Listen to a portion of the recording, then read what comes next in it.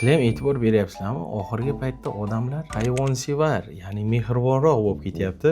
Bizga hozir bir pingvin chiqdi, onangizga u bir adashi bir tog' boqqa chiqib omsikkan ketmoqchi bo'lganman. Hamma pingvin bo'ldi bilan, balki uni bilan qorni og'rib qolgandir, yo'q, sikib qo'ygan. Hamma men pingvin, men pizdets naqo'y. Pingvinlar emas, mana sizlarga yaqqol bir misol qilib keltiraman. Hatto bu Hindistonda bo'lgan, u ham odam. Faqat sal qoraroq. Mazgilar, давайте videoni ko'ramiz.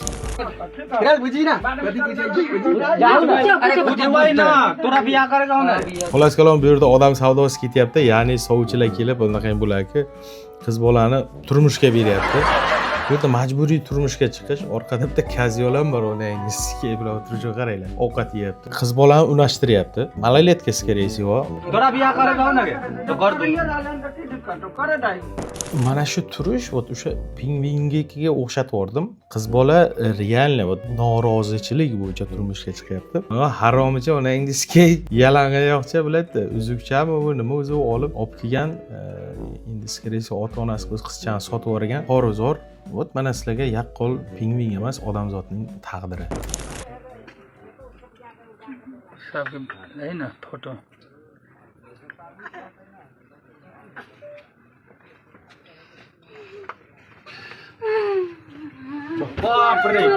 Da, блядь, нахуй.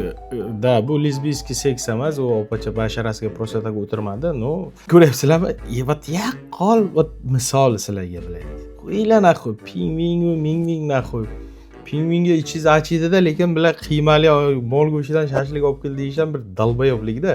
Pingvin bu hayvon, inson esa inson. Shuning uchun inson qadriyatlari birinchi o'rinda bo'lish kerak deb o'ylayman. Aziz ham aytib o'tdilar, telefonlariga qo'yapti onangizga pingvincham bu. Pingvin trendda.